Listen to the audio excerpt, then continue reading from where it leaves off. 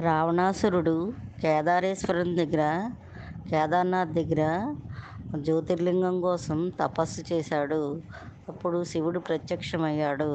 జ్యోతిర్లింగం రావణుడికి ఇచ్చాడు. కానీ ఈ జ్యోతిర్లింగం నువ్వు ఆకాశమార్గాన శ్రీలంకకు తీసుకెళ్ళకూడదు, నడిచి తీసుకువెళ్ళాలి, తల మీద పెట్టుకుని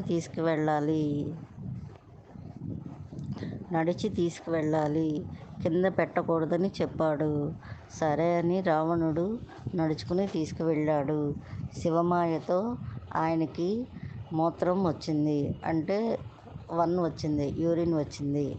అప్పుడు అది ఆపుకోలేకపోయాడు. అటుగా ఒక పిల్లవాడు వెళ్తున్నాడు. ఈ పిల్లవాడిని, ఈ జ్యోతిర్లింగం పట్టుకో, ఇప్పుడే నేను కాలకృత్యం తీర్చుకుని వస్తాను, చేతులు కాళ్ళు కడుక్కుని వస్తాను అంటాడు. సరే అని చెప్తాడు. అప్పుడు రావణాసురుడు ఆ చిన్న బాలుడికి జ్యోతిర్లింగాన్ని ఇస్తాడు. కానీ రావణాసురుడికి కాళ్ళు చేతులు కడుక్కోవడానికి ఆ మహారాష్ట్రలో నీళ్లు కనపడలేదు.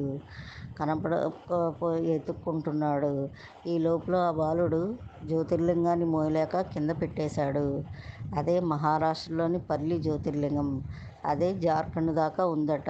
అది ఆ జ్యోతిర్లింగ మహత్యం, వెలుగు అన్నీ అక్కడ దాకా భాషిస్తాయట. అందుకే 2 జ్యోతిర్లింగాలని చూడాలట. జార్ఖండ్లో ఉన్నది వైద్యనాథ లింగం, మహారాష్ట్రలోని పల్లి జ్యోతిర్లింగం.